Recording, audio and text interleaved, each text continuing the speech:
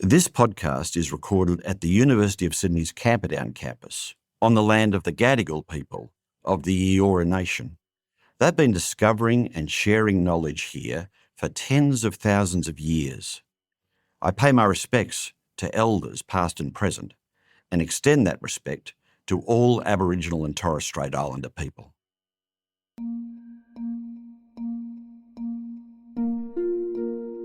It's 2011. Newspaper editor Alan Rusbridger is in an almost deserted hotel in Libya. And he writes, "It's very eerie walking down the deserted corridors. In the echoing lobby, there's a Czech-made grand piano that's seen better days. I run my fingers over the keys, several of which are stuck." Let me give you the context. Libya is in the midst of a civil war.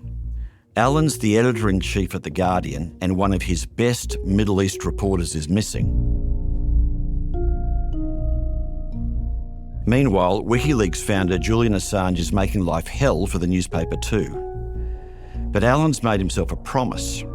He will learn Chopin's most famous solo piano piece, even if he has to practice on a busted hotel piano in a war zone. I think there's something poetic about putting down your phone in a moment like this, even just for a few minutes, to connect with yourself, with music, and with history.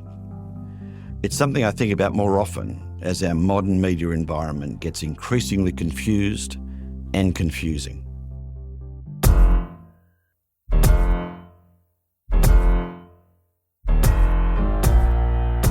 Alan Rusbridger was editor-in-chief of The Guardian for 2 decades, editing breaking stories like Edward Snowden revealing mass surveillance by the US government and the News of the World phone hacking scandal. Alan now edits Prospect magazine in the UK, and he's a member of Meta's Oversight Board, a group that makes decisions on what content should be allowed on Facebook and Instagram. Alan Rusbridger joined me recently at a special live event at the University of Sydney, and in this conversation we talk about where the news business is headed in the future and what it means for truth and democracy.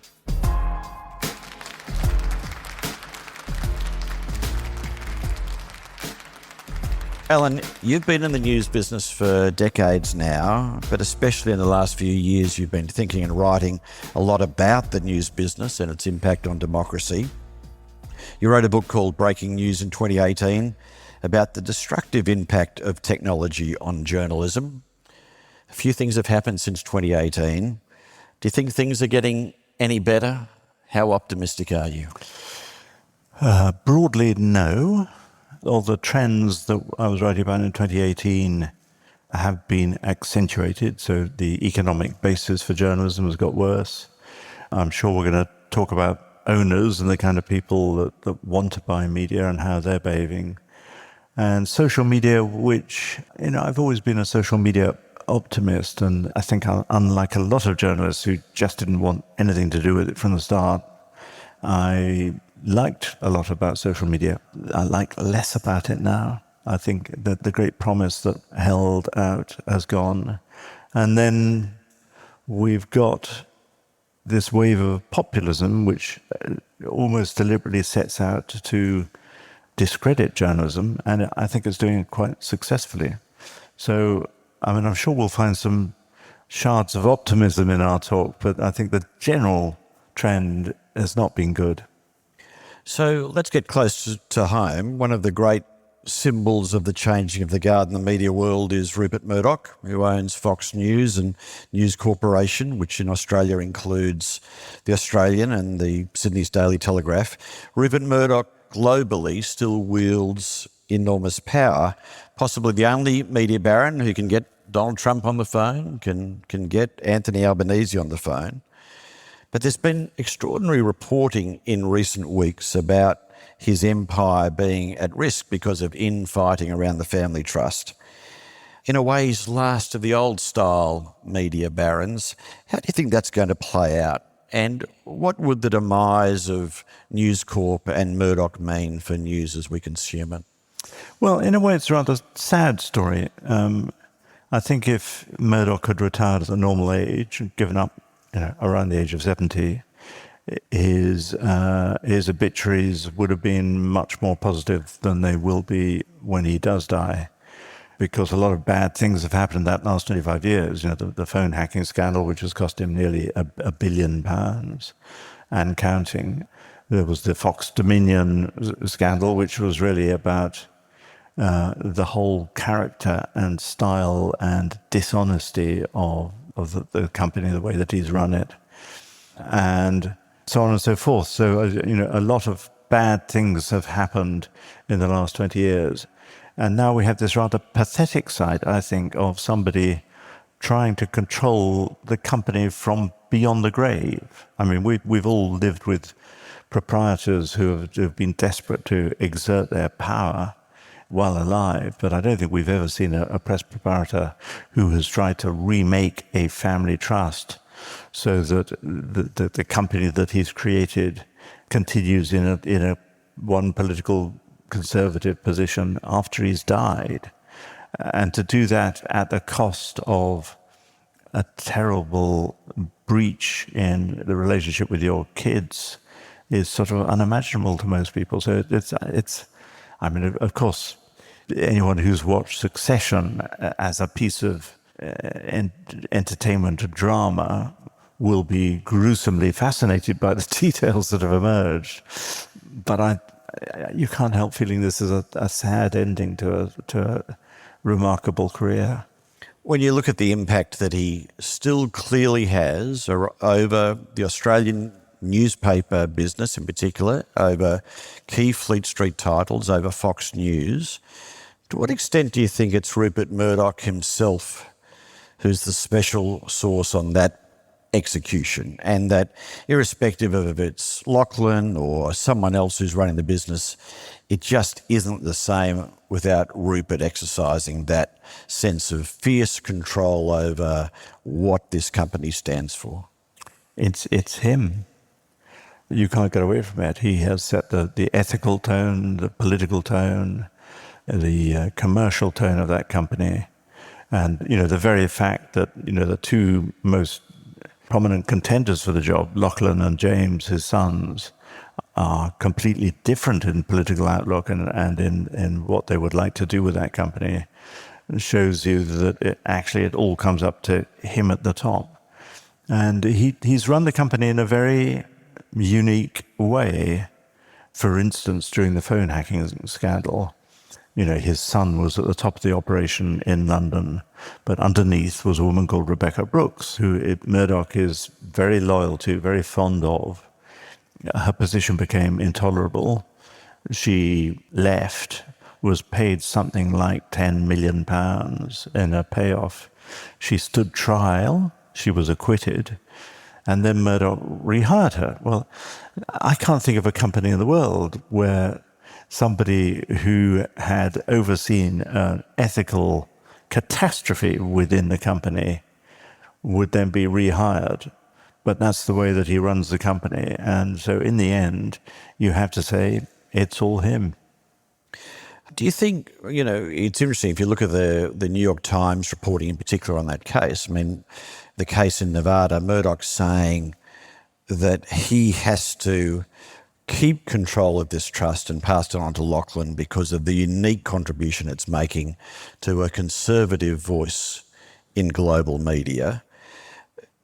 Is there something in the critique that says mainstream media is too often or so often liberal and left-leaning, and it's Murdoch that's been providing the counterweight to that prevailing view? I find that a picture that is difficult to recognise, really. I mean, in the UK, certainly, when we came to the Brexit referendum, which was probably the most consequential decision that Brits had to make since the last war, that was overwhelmingly 2-1 Conservative papers against Remaining papers, Brexit papers. So you've got the Mail, you've got the Express, you've got the Telegraph, as well as the Murdoch papers. So this idea that it's a sort of sea of liberalism and that Murdoch is the lone character who is putting the other point of view, it just doesn't hold water. I mean, we've got the new, well, not so new owner of the Washington Post essentially saying he wants to turn his paper into something more like the Wall Street Journal, which the Murdoch paper. So to claim that these are the warriors who are holding back a tide of liberal content, I think it just doesn't hold up. Reflecting on some of these media barons, Australia had not just Murdoch, but the Packer family and the Fairfax family. Media was their dominant business. Less so for Murdoch now, or more diverse now, but for a lot of the time, media barons, they were running big media entities, particularly news entities. Those who are influential now, you've got Jeff Bezos, who bought the Washington Post, but he's the billionaire owner of Amazon. You've got Elon Musk with all his businesses, but owning Twitter. You've got Zuckerberg as well, more dominant around his media outlet. How do you compare the impact now of these, particularly the technology companies, around politics compared to the influence of the old media barons? Well, they're all very different. I mean, the obvious thing is scale. Murdoch's Times newspaper in Britain sells about a million. It doesn't sell, it reaches about 1 million people a day. But Elon Musk's platform reaches about 300 million people a day, and Zuckerberg's platform reaches about 2.5 billion people a day. So that the scale of what's going on has shifted enormously. Zuckerberg is a strange character in that he's not really interested. I mean, he's really taken news off Facebook. So his influence is not direct in the sense that it is with Murdoch and Musk. And Musk, there's never been a creature like him. I mean, there's never been a press owner who's actually inside the White House, who is keeping up a running commentary almost by the hour, and who is in total control of the speech of 300 million people, and is using it. He's speaking, when he speaks to an audience of 200 million people. So that there's nothing in history that comes close to the power of these new guys. And Bezos is different too. You know, Bezos was for about 5 or 6 years rather a good owner of the Washington Post and kept out of it. And I think it can only be fear that is now motivating him to try and essentially neuter the voice of a great newspaper. Bezos has said that on the opinion pages of the Washington Post, they'll only carry views that are supportive of personal liberties and free markets, which is even further than the Washington Post, than the Wall Street Journal does. The Wall Street Journal may have an ideological position on its op-ed page, but it actually does encourage debate and discussion and discourse there. Do you think the Bezos approach through that, and also I suppose the decision some months ago to at the 11th hour pull the editorial in support of Kamala Harris, does it fundamentally erode the strength of that masthead? And are you pessimistic about the future of the Washington Post under that kind of ownership now? I'm afraid so. It's a kind of anti-journalistic thing to do. I mean, I'm not sure what has qualified Bezos to think that he can run a newspaper better than the people who are already running it, or better than journalists. And this idea that he will have comment pages, but they can only really have commentary that coincides with his broad economic and political vision. It's pathetic, really, because it deliberately excludes so much rich argument that a paper should have. A paper should be argumentative and surprising and challenging.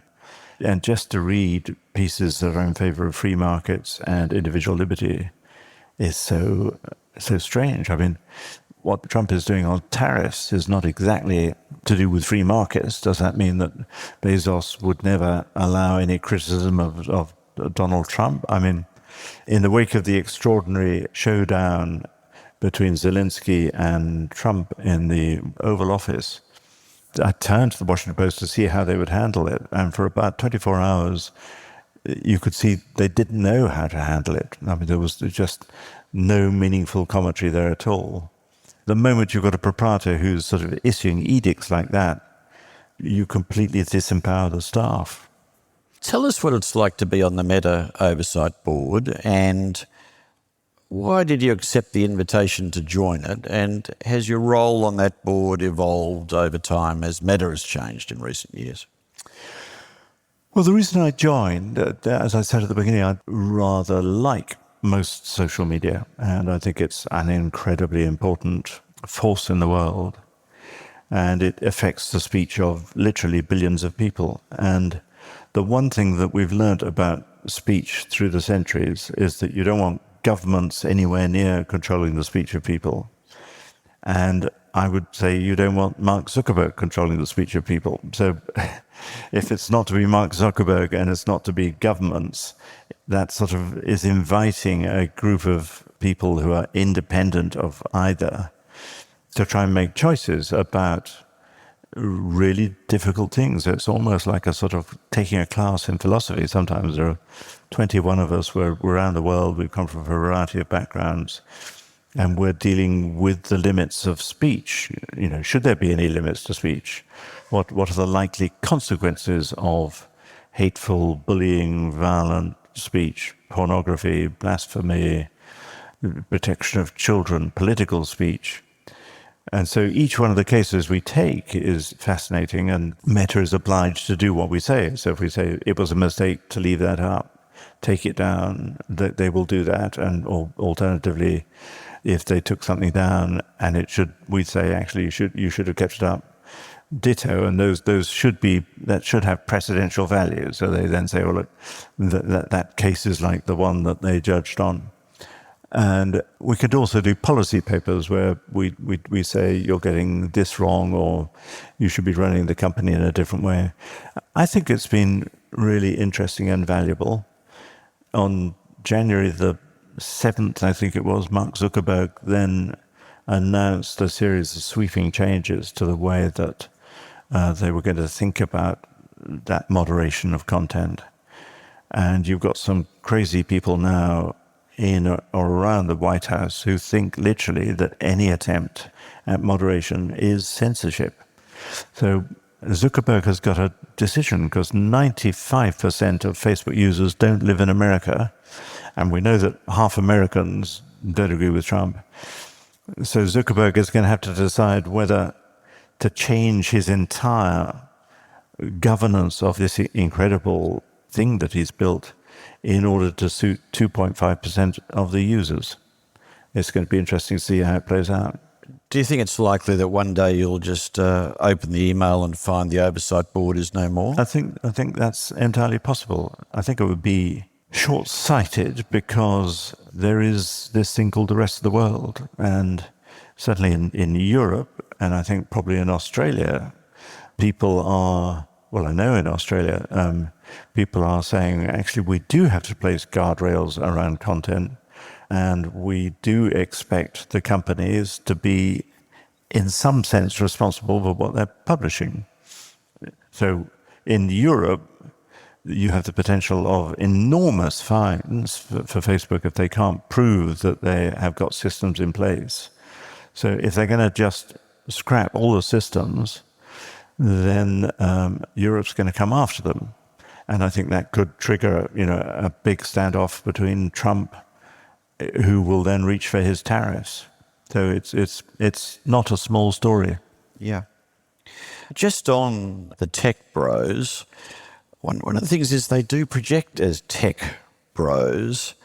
Zuckerberg himself has kind of done over his style and his personality brand, and you yourself has written about Zuckerberg's manliness obsession. What's all that about? I don't know. There was this gruesome 3-hour podcast with Joe Rogan in which they spent the first 20 minutes, 30 minutes comparing neck size and how you pump up your neck size in order to be more manly. And then there was a bizarre sequence where they spent about 40 minutes discussing how to shoot a pig and whether it was better to shoot a pig with a gun or with a bow and arrow.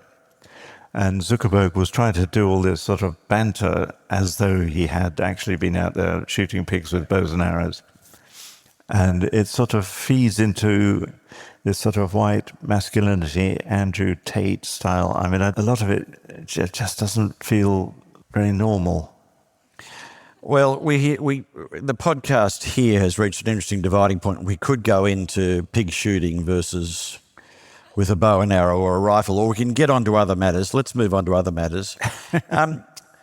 Green shoots, we've got Substack newsletters. We've got phenomenal growth in podcasting as a sector, specialist reporting, hyperlocal content. Are you confident that in this era of vastly fragmented media, great content is still being produced and audiences can find it and there's a pathway to monetisation around some of these? Yes and no, I think. I mean, yes, there are still great journalists doing great journalism, and there are new forms of journalism. We're doing one right now, podcasting, which wasn't really a thing 20 years ago, and now is a huge industry, and it is fascinating in terms of depth and context. We'll be talking for about 45 minutes. The average slot on the Today programme of the BBC is about 2.5 minutes. So you can explore subjects in much greater depth. Nothing not to like about it. Substack is I love, and you've got increasingly writers who had very prestigious posts elsewhere. I'm thinking someone like Paul Krugman, Nobel Prize-winning economist, walked out of the New York Times because he wanted the freedom to write more freely on Substack. I imagine there'll be a few people walking out of the Post.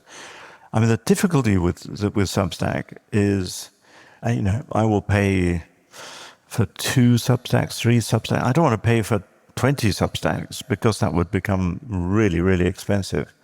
And also, when you're a Substack writer, you're entirely on your own. And that experience that you and I had, Mark, when you were at the ABC and I was at The Guardian, that we would stand behind a writer and defend stories or defend opinion pieces.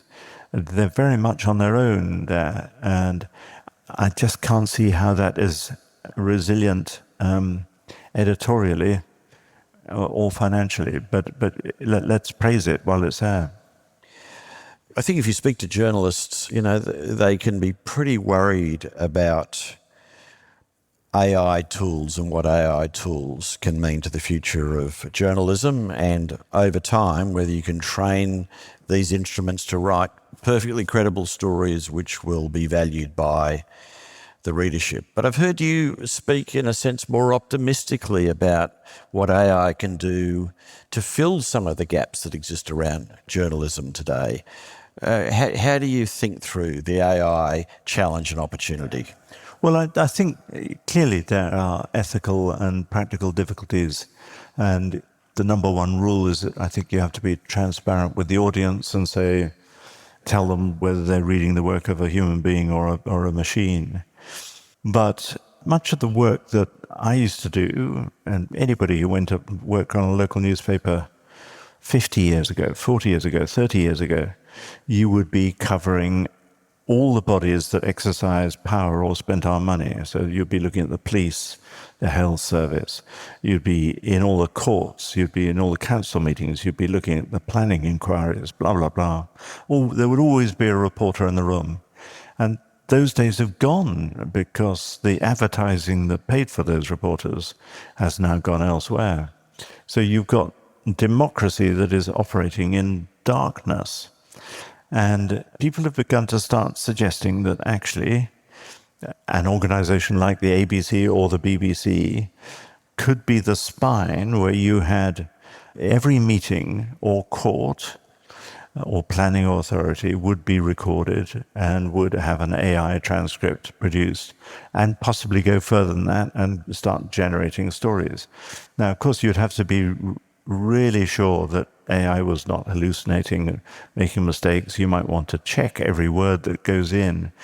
But to have that enormous database of everything, everywhere being recorded and being searchable would be an astonishing thing. So I think, in 10, 20 years' time, I would be amazed if AI wasn't a really, really powerful tool for journalists to use.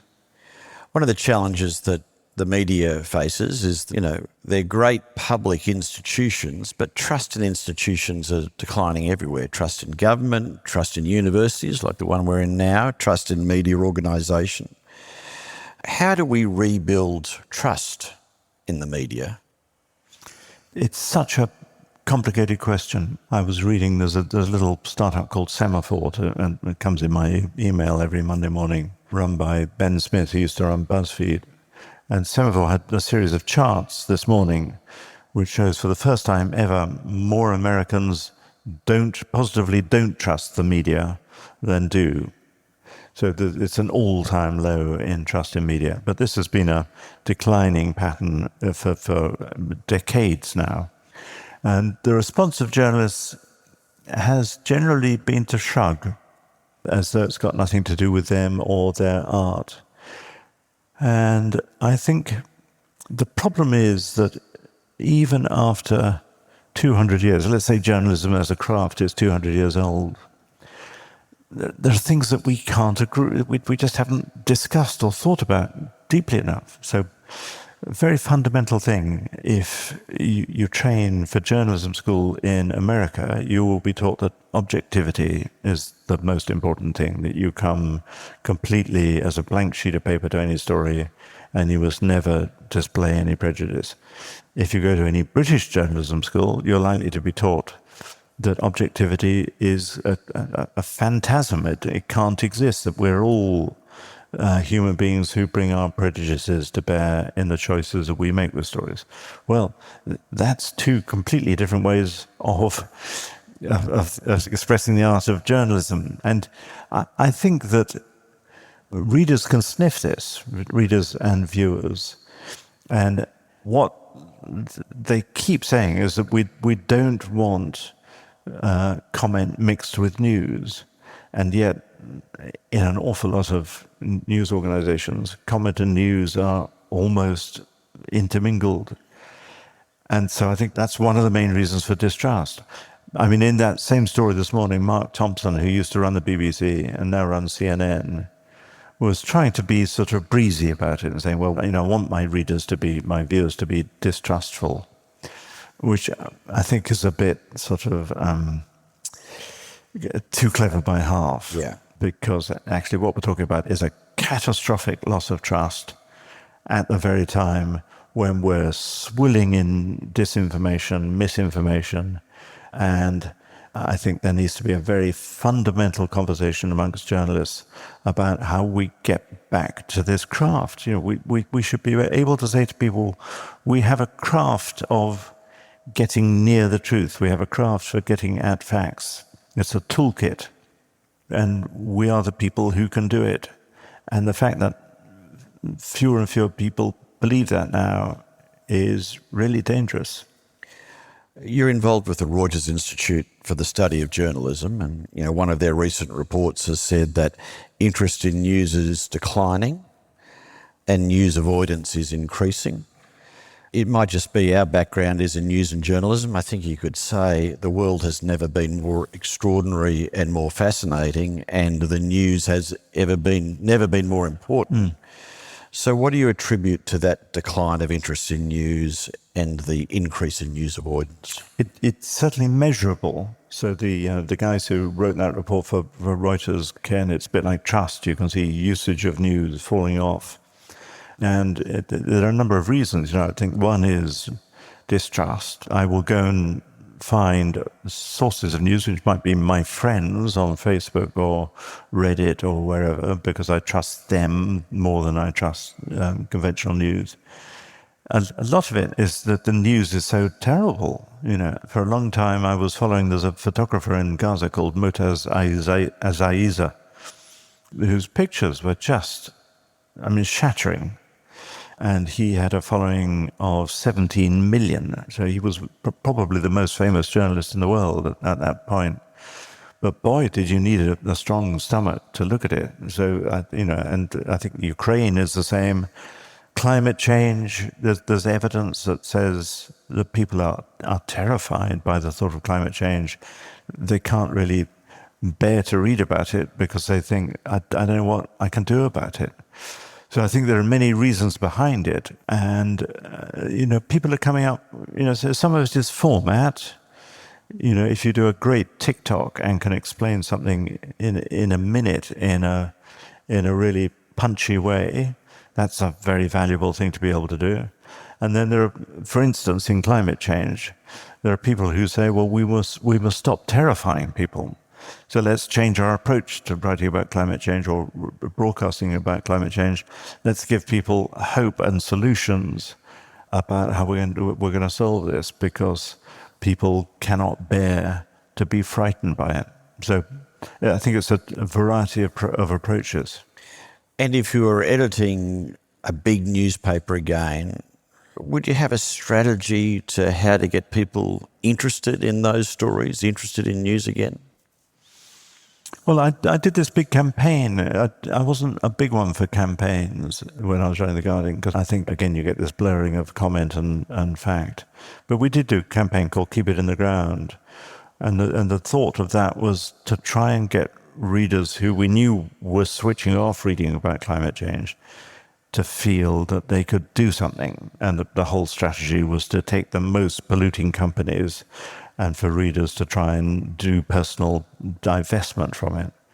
And it was quite an interesting campaign, because I think we sort of thought of it was a bit like tobacco or arms or apartheid. These were moral cases. And in fact, it was taken up by the governor of the Bank of England, who said, no, actually, it's right that there's so much oil and gas that we've already got out of the ground that we can't burn and still stay safe, that it's going to become an economic question about what economists know as stranded assets. So it was a campaign that actually had a huge effect. And it was a way of trying to think, well, what can we do about climate change that will get people to read, because we know they're not reading it. And I think probably you have to have a bit more imagination about different techniques and ways of engaging these viewers and readers who can't bear to think about some of this stuff. We're almost at the end of time, but I just want to go back to some of the biggest stories you ran when you were editing The Guardian. WikiLeaks' Julian Assange is back on Australian soil after spending nearly 7 years in the Ecuadorian embassy in London and 5 years in Belmarsh prison. Do you think Assange can now consider himself a free man? Yeah, I think in the sense that nobody's going to lock him up again or persecute him. I think he's done his time. I don't know what the future will hold for him or how people will see him. I think journalists were very cavalier about the way that he was treated, and the threat that if they went for him, they would then go for us, I think was not a connection that people made. And there is a breed of journalists who defines journalism so narrowly, and they weren't willing to admit that Julian was in some senses a journalist, not in all senses, but in some senses a journalist. And so they weren't willing to stand shoulder to shoulder with him in this really quite important battle, which was really trying to criminalize certain sorts of reporting. And Edward Snowden is a similar figure, though from the US, and after revealing the mass surveillance of citizens by his government, he fled the country. He ended up in Russia, where you met with him, and he's lived there ever since. Do you ever see a world where Snowden can one day move around freely again? Well, it's sort of rather weird that the person that Donald Trump has put in charge of national security, Tulsi Gabbard, in her confirmation hearings, she was challenged 2 or 3 times to denounce Edward Snowden, and she wouldn't. And there is a kind of sort of libertarian, a lot of the support for Snowden came from the right, not from the left, where you'd think it would be more likely to come. because of the libertarian right's fear of the state and their powers over the individual. So, I mean, history could surprise us. It could be... I mean, something else happened, which was that the UK government demanded of Apple that they needed access to the iCloud and the Apple products through a backdoor that would essentially render encryption meaningless. And Donald Trump was asked about this and said that's the kind of thing that goes on in China.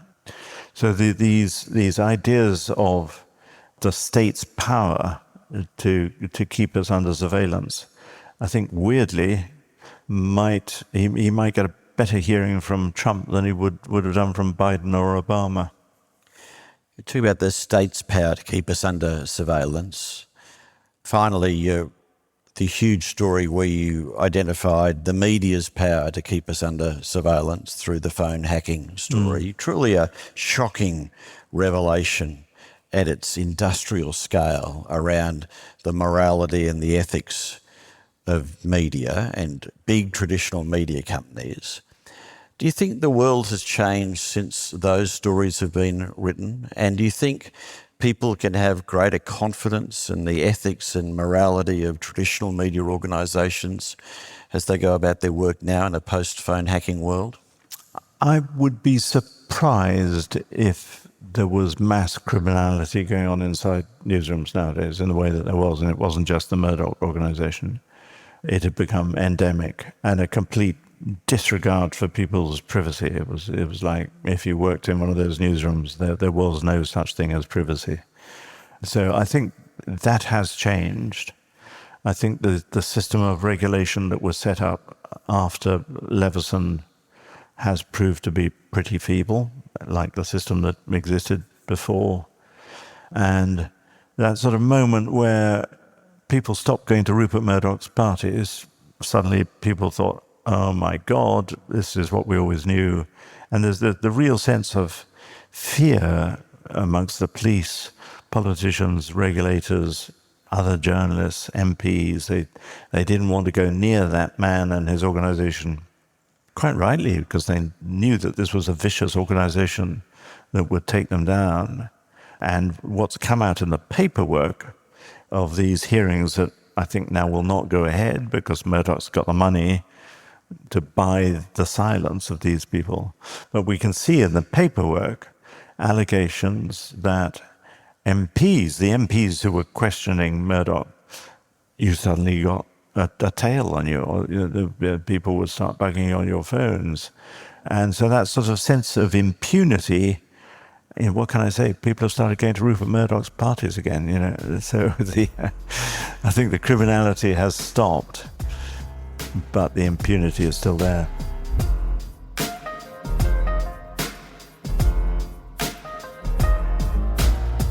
You've been listening to Alan Rusbridger, the editor of Prospect magazine, who's joined me in conversation here at the Great Hall at the University of Sydney. Will you thank Alan for joining us today?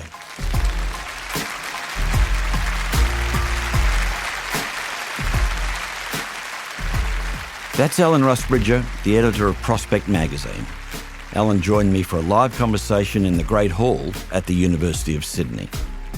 If you enjoyed hearing about the intersection of media, technology and democracy, you'll also like my conversation with Lenore Taylor, the editor of The Guardian in Australia. There've always been content farms, people sort of just flooding the internet with information dressed up as news. But with AI, the ability to do that is just infinite. You can find that episode on the Solutionist website and in your podcast feed now. The Solutionists is a podcast from the University of Sydney produced by Dead Set Studios. Our particular thanks to Heidi Atkins and her team for their technical support for this live recording.